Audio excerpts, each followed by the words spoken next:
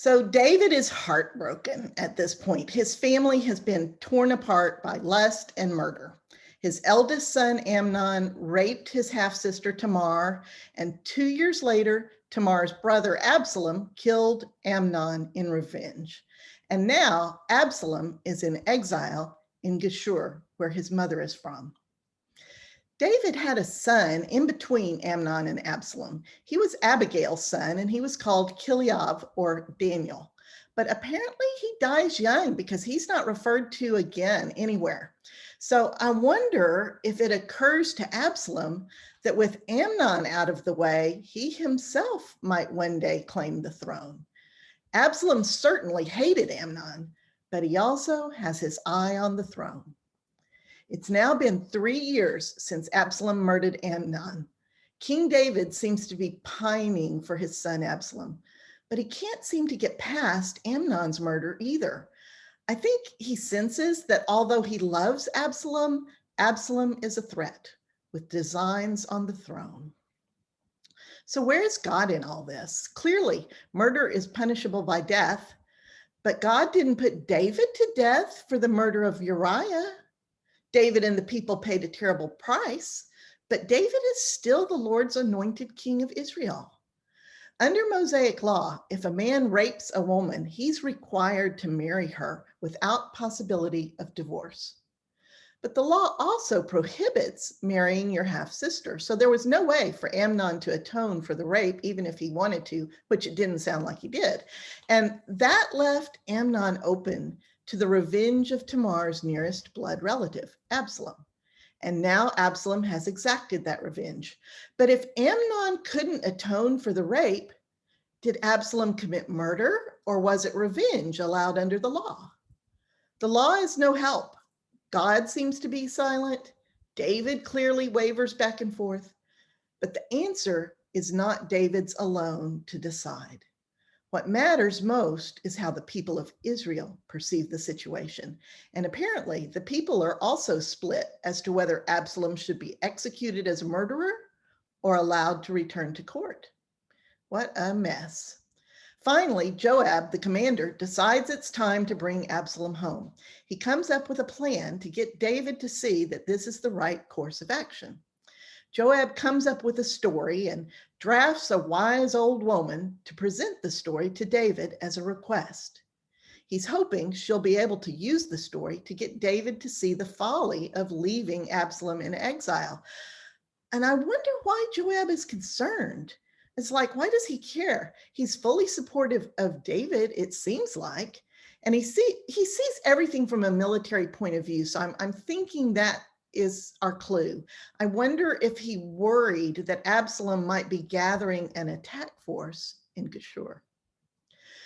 The wise woman comes bravely before David and she tells him, I had 2 sons, and one day one of my sons murdered the other.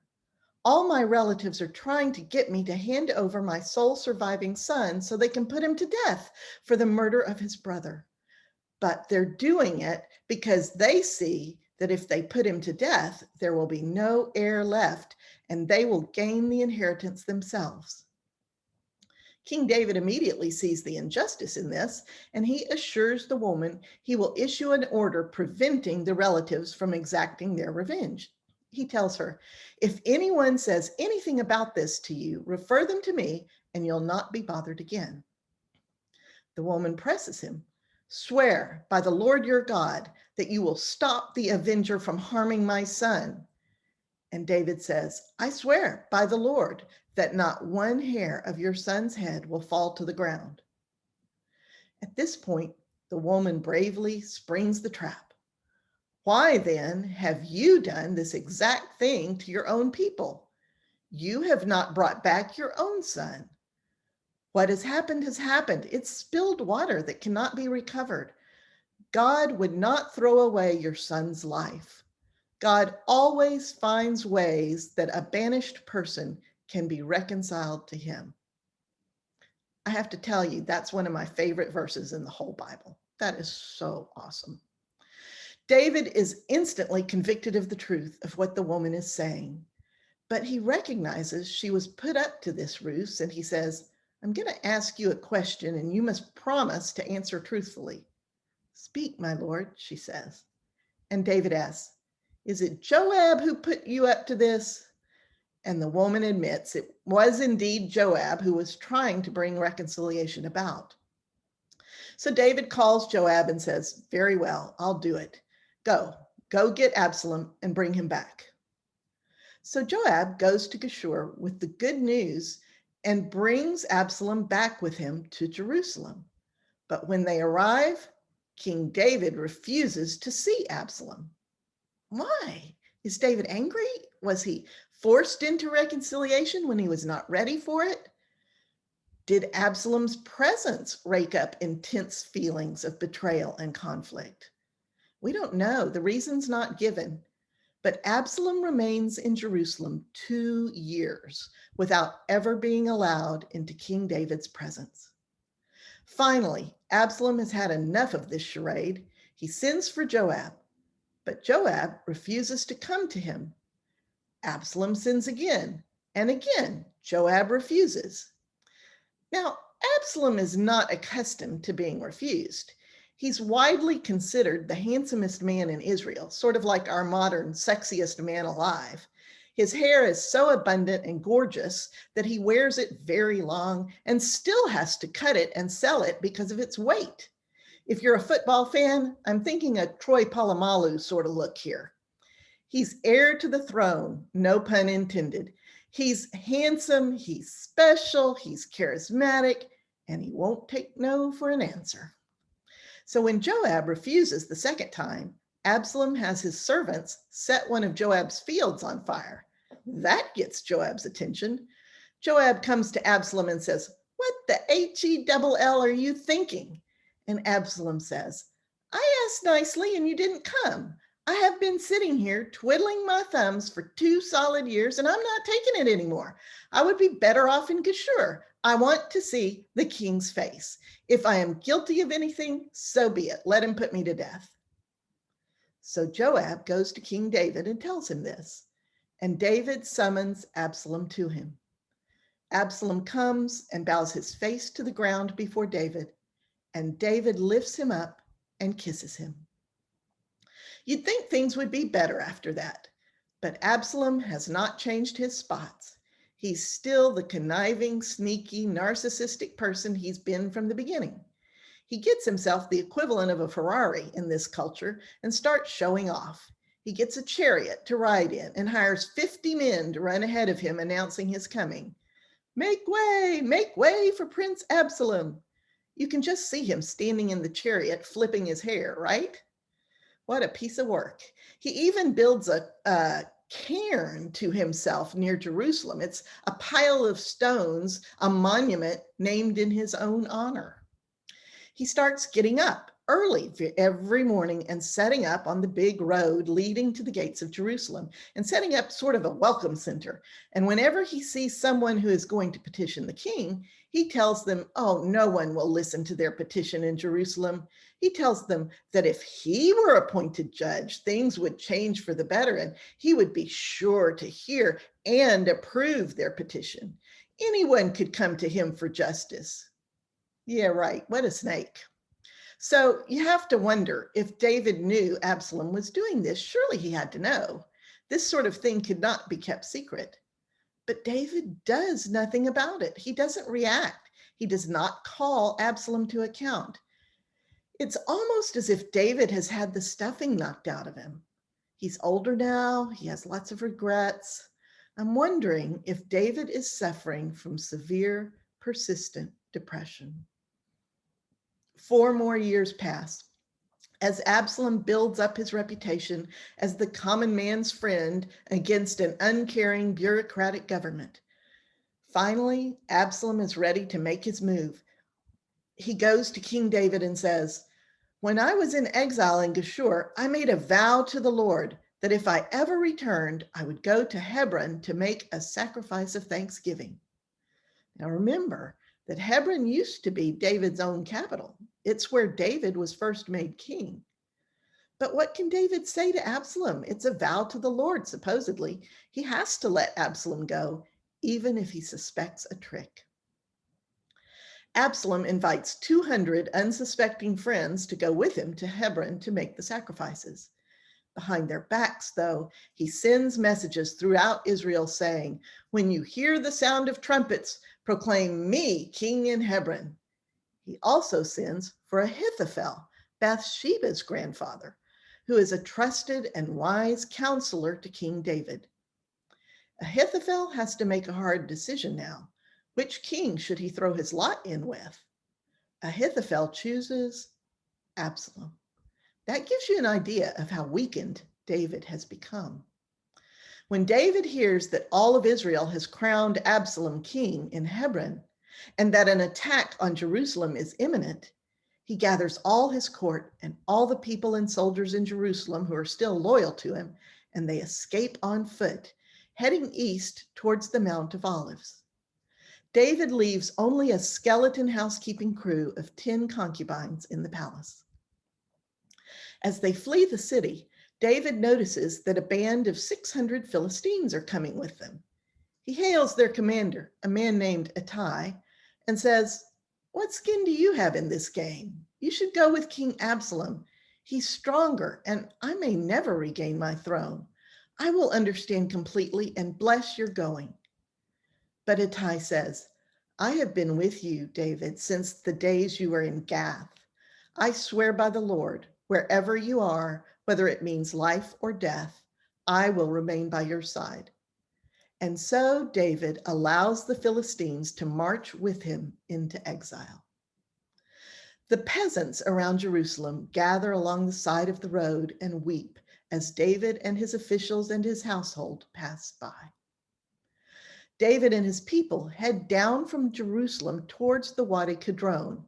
They cross the creek at the bottom of the Kidron Valley and begin climbing the Mount of Olives. They can still see Jerusalem behind them. The priests, Zadok and Abiathar, are there, as are the Levites. They are carrying the Ark of the Covenant with them. David stops and calls Zadok forward. "Take the Ark of God back into Jerusalem. If the Lord decides to bring me back, I will see it, and his dwelling place, I will see his dwelling place once again. But if the Lord is not pleased with me, then I am ready. Let him do to me whatever seems right in his eyes." You see, David knows that only the Lord anoints kings and only the Lord deposes them over Israel. He's trying to figure out if his exile is the Lord's doing or not. But then David begins to hatch a plan. He decides to fight back, even though he's hopelessly outnumbered. If he succeeds, he'll know the Lord is with him. And if he doesn't, he will die. He tells the priests, Abiathar and Zadok, to act as spies and to send their sons back to him with any intelligence they can gather. And so Abiathar, Zadok, their sons, and the Levites turn around and take the ark back to Jerusalem. David and his people continue toiling up the Mount of Olives, weeping as they go, barefoot and in mourning. David prays, "Lord, please turn the counsel of Ahithophel, that traitor, into foolishness for Absalom."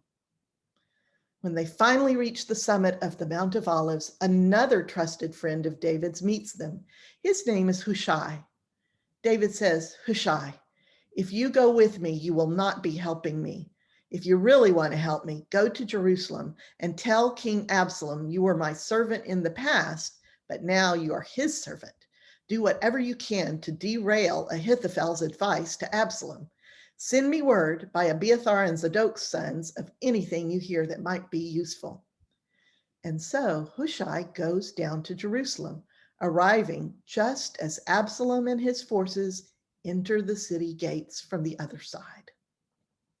Meanwhile, David and his people are just starting down the backside of the Mount of Olives when they're met by another person. This time it is Ziba. He's the man David had appointed as caretaker for Mephibosheth. Jonathan's son is the one who's crippled. Ziba's supposed to be taking care of him. And Ziba lived in the court with Mephibosheth and had 15 sons and 20 servants. He's a very important person. Well, Ziba shows up here on the Mountain of Olives with a whole string of donkeys loaded with food for David and his people. But Mephibosheth is not with him. David says, "What is all this?" And Ziba says, "The food is for you and the people to refresh yourselves, and the donkeys are for you to ride on the journey." And David says, "But where is Mephibosheth?" And Ziba says, "I'm sorry to tell you this, but Mephibosheth has betrayed your kindness. He stayed behind in Jerusalem because he thinks Israel will finally recognize him as king." Remember, Mephibosheth is one of Saul's sons. So Ziba is lying through his teeth. He'd gone off and left Mephibosheth without any way to escape Absalom.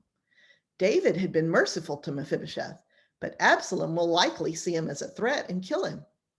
But David doesn't know this. He believes Ziba and says, "Everything I gave to Mephibosheth, everything that belonged to Saul, is now yours." As the party toils down the Mount of Olives, a man named Shimei from the clan of Saul starts running along a high ridge along the road and starts cursing David and pelting him and the people with dirt and stones. Get out, you scoundrel, you man of blood. The Lord is repaying you for your bloodshed. You have come to ruin as you deserve, and the Lord has handed your kingdom over to your son Absalom." Well, Abishai, Joab's brother, says, "Let me kill this dog and cut off his head." But David stops him, saying, "Perhaps he's speaking the word of the Lord to me. My own son, my own flesh and blood is trying to kill me. So what can I possibly say to this Benjamite? Let him curse me. Perhaps the Lord will see my misery and repay me with good for the cursing I am receiving today." And so David and the people straggle on, pelted with stones and insults and showered with dirt, until they finally arrive at their destination, exhausted and weary. Meanwhile, Absalom has gathered his court around him in Jerusalem, including the wise counselor Ahithophel. Hushai comes before him and says, "Long live the king, long live King Absalom." And Absalom says, "You're my father David's friend. What kind of friend are you?" And Hushai says, No, I follow whomever the Lord anoints. I served your father, and now I will serve you." And so Absalom, thinking this is only the respect due him as the new king, accepts Hushai as one of his counselors. The task at hand, of course, is to establish his authority and right to the throne. So Absalom asks Ahithophel, "What do you think I should do?" And Ahithophel says, "Well, you should set up a tent on the roof of the palace where everyone can see, and there you should lie with each of your father's concubines who are left here in the palace. Then all of Israel will understand that you are serious about this and there's no turning back." And so that's exactly what Absalom does. Now think about the significance here. It is here on this very roof that David first lusted after Bathsheba. It is on this roof that the seeds of murder were sown. And the Lord told David at that time, through the prophet Nathan, that because of his sin, the Lord would cause calamity to arise out of David's own household, and that he would take David's wives and give them to a man close to him. And this man would lie with David's wives in broad daylight before all of Israel. And now this prophecy is coming true in every detail. After that is done, Ahithophel advises King Absalom, "If I were you, I'd take 12,000 men and set out immediately in pursuit of David. I would attack him while he is weary and weak. Strike him now, and the hearts of his people will melt in fear. They will see how weak he really is. I would then kill only David and bring the rest of the people back unharmed. They will follow only you after that." As usual, this is really great advice. Ahithophel's gift of wisdom is reliable and is a true gift from the Lord. But David had asked the Lord to turn Ahithophel's advice into foolishness. We know that the Lord will not withdraw his gift from Ahithophel. Ahithophel's advice will continue to be wise. So how will the Lord fix this if he intends to save David? Well, Ahithophel's advice does seem good to King Absalom and also to all the elders of Israel. But then King Absalom says, maybe we should consult Hushai, our other advisor.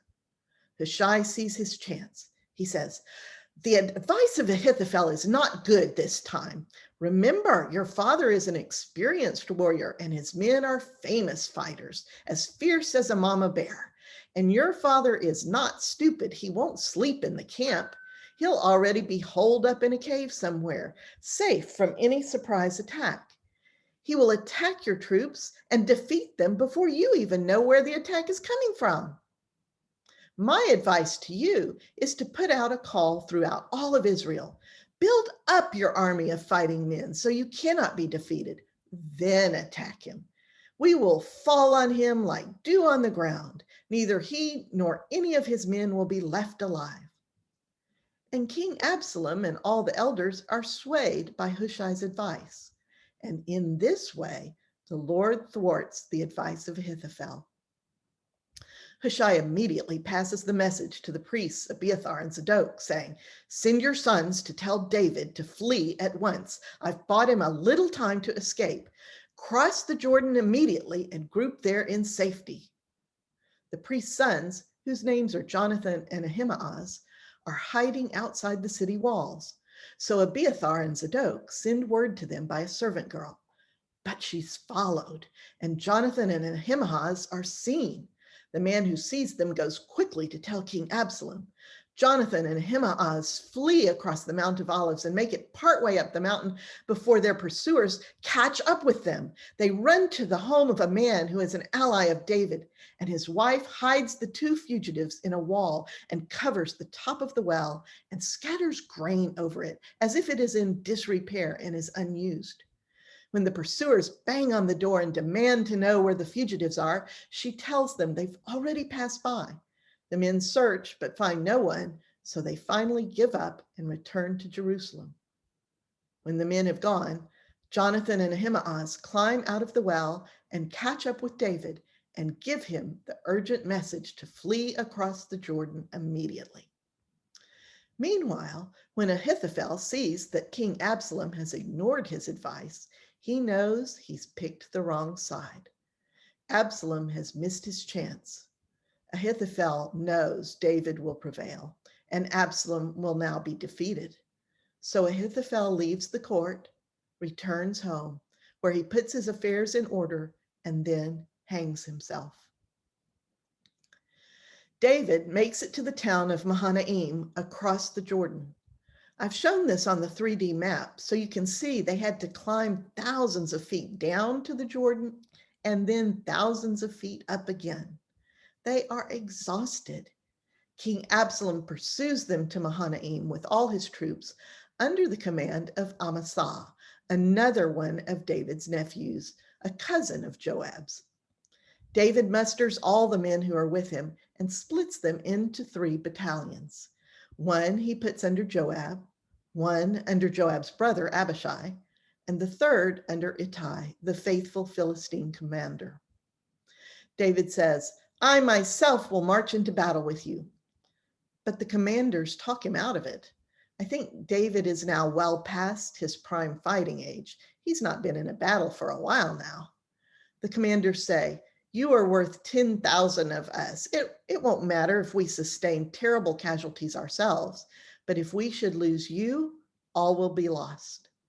And so David stands by the city gates, encouraging the troops as they march forth. And as he does, he urges them all to have mercy on Absalom for his sake. The army of Absalom and David's 3 battalions meet in the forest of Ephraim, and there engage in a fierce battle that ranges throughout the entire countryside and into the heart of the forest. Absalom himself is there.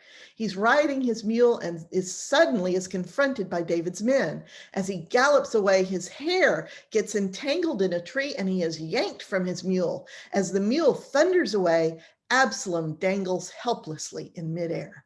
One of David's men, seeing what has happened, runs quickly to tell Joab. Joab says, "You saw this and you did not kill Absalom instantly? I would have given you a rich reward."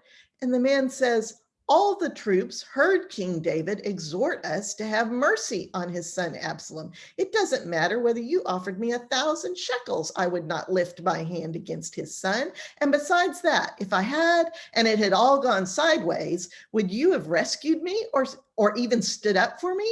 I don't think so." Exasperated, Joab takes 3 javelins and runs to where Absalom is dangling from the tree by his hair.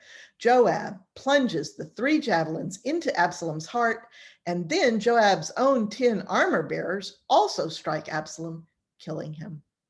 At this point, Joab's work is done. He sounds the ram's horn to stop the battle. The soldiers cut down Absalom's body and throw it in a pit, and pile up a large cairn of rocks over him, eerily reminiscent of the cairn Absalom had built in his own honor earlier. David, of course, is waiting anxiously at the gates of Mahanaim for news of the battle. Joab sends a runner, a Cushite, to give the news to David. But Ahimaaz, one of the priest's sons, insists on taking the news himself. And Joab says, "Why would you want to deliver the news of Absalom's death to David? He's not going to take it well." And he sends the Cushite instead. But Ahimaaz runs faster and reaches David first, saying, "All is well." And when David asks about Absalom, Ahimaaz says, "I don't know what happened to Absalom." Now, I have no idea. I have absolutely no idea why Ahimaaz does this. He knew what happened to Absalom. It makes no sense to me. All I can think is maybe he thought better of his plan once he got there and kind of chickened out, right? At any rate, just then the Cushite arrives, panting, and tells David, "Good news, you have been delivered from all your enemies."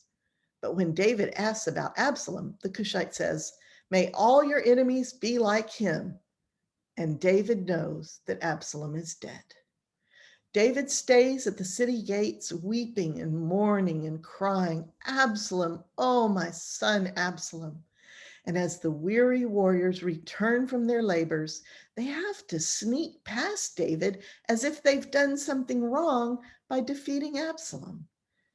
David, exhausted, returns to his rooms in the city. Joab is furious. He goes to David's house and says, "You have humiliated the men who just saved your life and all the lives of your household. You hate those who love you and love those who hate you. Shame on you. Get up and go encourage your troops, or you will not have a single soldier left by nightfall." And so David, with a heavy heart, returns to the city gates, and all the troops gather round him to hear his thanks and praise for fighting so hard to save his throne. And so we come to the end of that part of the story, the death of Absalom. David is still in exile, and today in our breakout sessions, we're going to just reflect on the roots of lust and adultery and murder that set off this chain of events. So we all, I think it's like in the common culture to know the phrase, "the wages of sin are death."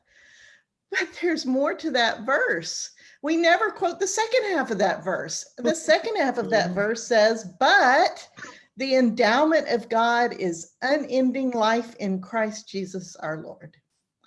And the first question here was basically to contrast the two halves of that verse, contrast the word wages, which is the result of sin, and the word endowment, which is the endowment of God. What did you all come up with when you reflected on that?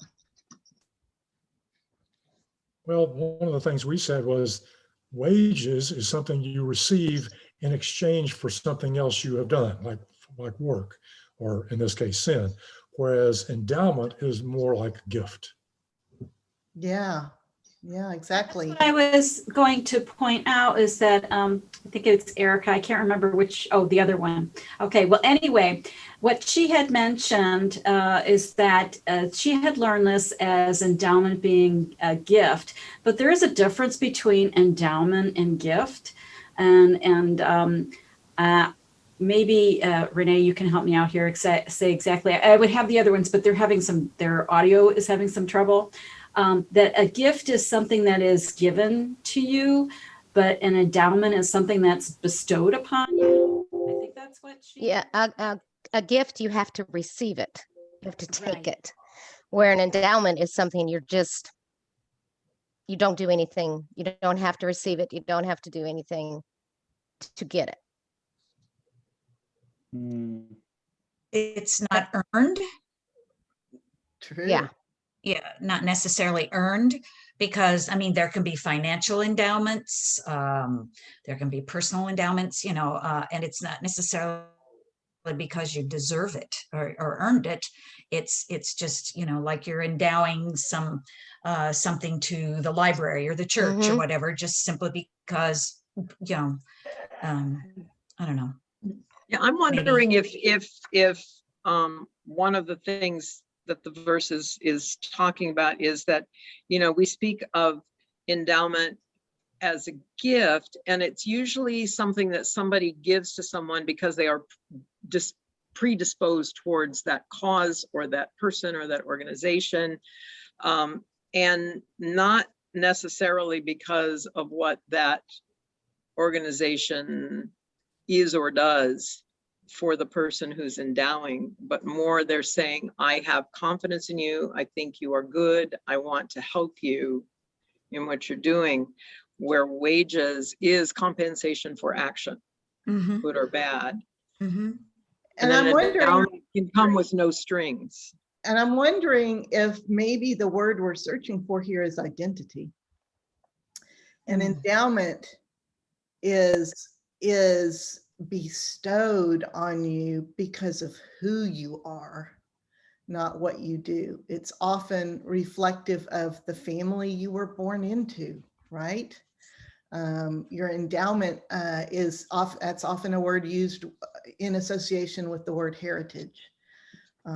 It has to do with who you are, not what you do. And that seems so appropriate to link wages with death and endowment with God.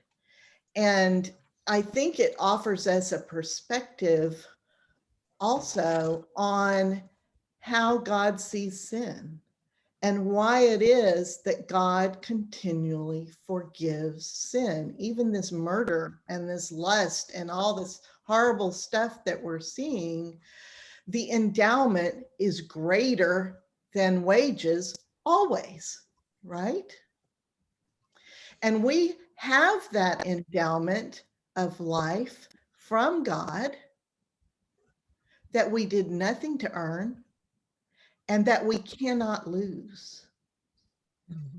We can choose to serve death as a slave master and earn the wages from doing so. It still does not remove us from God. We will suffer consequences. Life will be terrible, but we still belong to God. It's like trying to remove yourself from a family. You can remove yourself from their proximity, but you're not going to be able to take the DNA out, right? That's the difference here. So the next question was, David was overcome with lust for Bathsheba that led ultimately to murder and the death of his own infant son. There was no excuse for what David did. And I said, we experience these same kinds of intense feelings that David did, especially when we have to work with or otherwise be in proximity to the object of our desire. It seems like lust and love even are just can feel irresistible. So, and a lot of times it's hidden. You know, a lot of times it's hidden at first, like an addiction is, but it always, you know, that seed always sprouts at some point.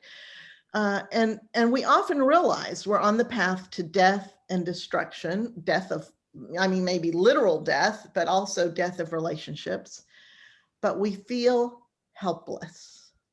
What can we realistically do to get off that path when we find ourselves there? I just want to say, I thought it was interesting you kind of put this, you associate what David did with addiction. Because you know, addiction is kind of an ongoing problem that you have, and is, you know, as far as we know, maybe I'm misinterpreting, but you know, David had this problem, or he had this sin he committed, and he repented of it, as far as I know, and you know, he was he didn't have what he did, you know, wasn't, I mean, it really doesn't talk, does it talk in the Bible about David having continual problems with lust? No, it doesn't. And that's an important distinction. You know, that's a good to point out. And so somehow David got off that path. I mean, he clearly stepped down that path some, right?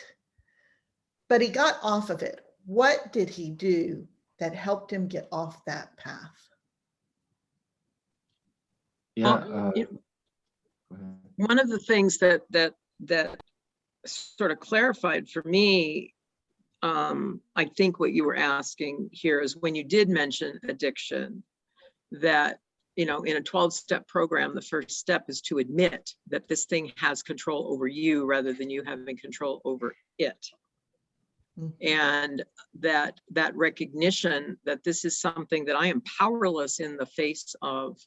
You know, sometimes others like Nathan have to point that out to us for us to see it.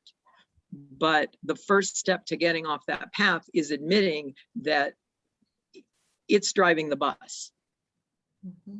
Once you have that realization that it's controlling you, that helps you reestablish some perspective.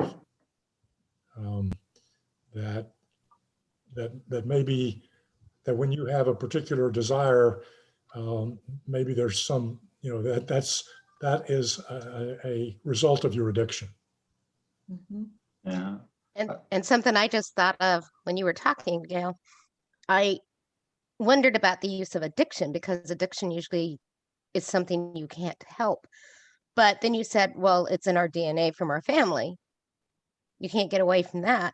Well, sin is in humans' DNA, just like addiction is. So it does have a lot to, you can be addicted to a sin the same way you can be addicted to something else. Absolutely. So that just like clarified it. Yeah. And actually, I've seen where the seeds of addiction are planted early in your life, and they don't come up until late. They actually don't manifest themselves until later in your life. That's for sure. I Yeah, personally but- have wrestled with some of those. Yeah, ditto. But one thing I will put out there, and yes, seeking help.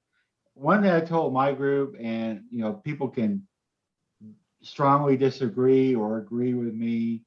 You hear a lot of people, a lot of Christians say, just hand it over to Christ, he'll take care of it for you. That's a cop out It to is. me. It takes a lot more elbow grease than that, doesn't it, Ross? Yeah, we're deep in the grease. I mean, that is not to belittle the power of the Spirit, but we have to choose constantly. I think the 12-step programs are so powerful because of that, because in those programs, you commit to, if you can do nothing else, at least showing up every week, right? At least showing up where you can be helped, at least continuing to make yourself aware that this sin is something that you're fighting, you know, that you are continuing to place before the Lord, that you want to be off of this path. Help me. And one of the prayers of Journey, Woody and I belong to the same faith community. And one of the wonderful prayers of Journey Imperfect Faith Community is, help me, help me, help me. What is it? Thank you, thank you, thank you. What are the three? There's three of them. Now, those are from Anne Lamont. Thank you, thank you, thank you. Help me, help me, help me. Oh, and I'm blanking on the third one too. But there's, yes. And so it's just, you know, sometimes you can't say anything more than that, you know? But just that, it's part of the whole cloth of our faith, that God will meet you wherever you are. And if that's all you can do is lay on the ground like you've been run over by a bulldozer and say, help me, help me, help me, that is enough. So the third question was, in our answer to the last question, we are trying to cope with the fruit of sin, right? It seems like it would be a lot more effective to deal with it before it grows large enough to bear fruit. And as I was reflecting and, you know, writing these questions for us to talk about, it seemed to me that David and Absalom's sin was rooted in a sense of entitlement.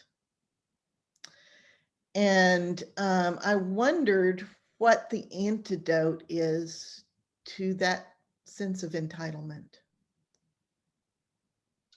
I thought of gratitude.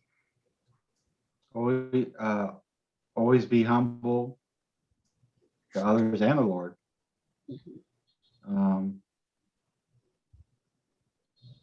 Would be one thing. And I was along that same line, Ross, where I said gratitude has the power to turn entitlement or arrogance or whatever you want to call it into humility. There's that word again. Humility, that's it, yeah. I think it's also important to surround yourself with people who are going to keep you accountable. You know, people who are going to help you stay on that straight and narrow path. You know, if we're talking about 12-step programs, that's continuing to go to those meetings, continuing to be able to say, you know, I'm still clean or whatever, something that's external that is going to help you, a community that is going to help you. Yeah, and I think also there need to be people in your life who have the courage to speak truth to you, knowing that, I mean, in the case of Nathan, he knew David could probably just have him killed. In the case of loved ones, close friends or family members who know that by speaking to you, if you're not ready to receive that information, that could be the end of your relationship. But they care enough about you that they are willing to speak that truth regardless of how you're going to respond. And it's really important for us to have those kind of people in our lives to help us even begin to see that it's a problem, and then have the support of others to help, like you said, Julie, help keep us accountable as we move forward. Yeah. Another, I want to say, roots. You talk about other roots besides entitlement. Roots can be in the society and culture you live in, and they can greatly, obviously, they can greatly influence what happens with your behavior. That's a good point, and I think that recognizing that can be another weapon in fighting these kind of roots, because it's like G.I. Joe, garbage in, garbage out. if you look at the environment that you're steeping yourself in, what kind of tea are you in? You know, and what are you putting in your mind? What are you looking at? What are you spending your time on? What are you spending your money on?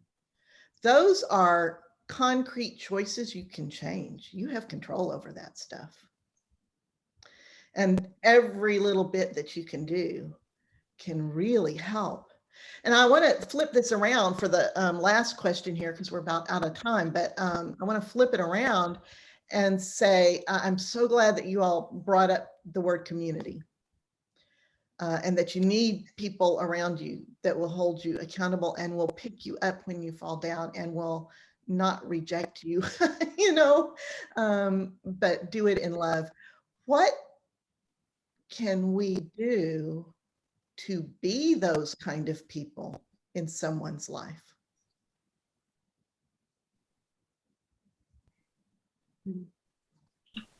Have to be a good listener. I think you have to be non-judgmental. I think you need to be like God, meet those people where they are at that particular time. To just be open to whatever is going on in their lives, to accept them as they are, to try and be as unconditionally loving as you can. Yeah. Even if they are saying things that are really awful, you know, I mean, things that you don't want to accept at all, even if that, you know, they are saying things that are really offensive, but to just try and understand where they are coming from and accept them for who they are.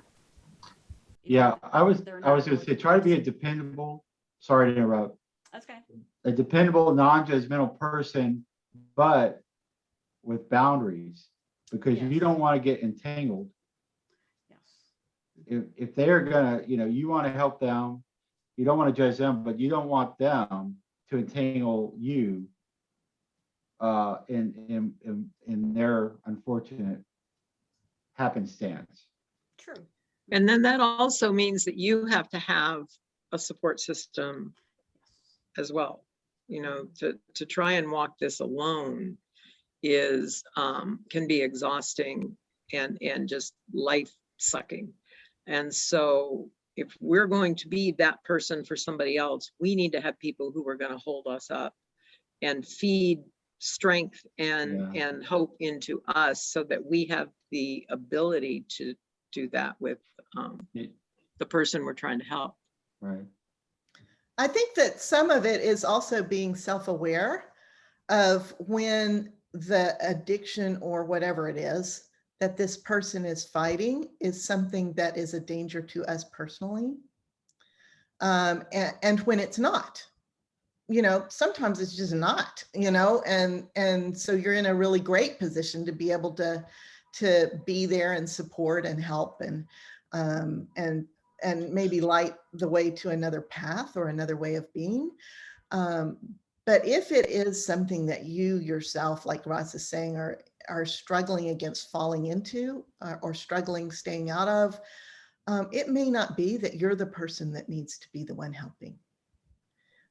There are other people. That's why it needs to be a community. You know, you're not the savior. Give a referral. Get a referral. That's right.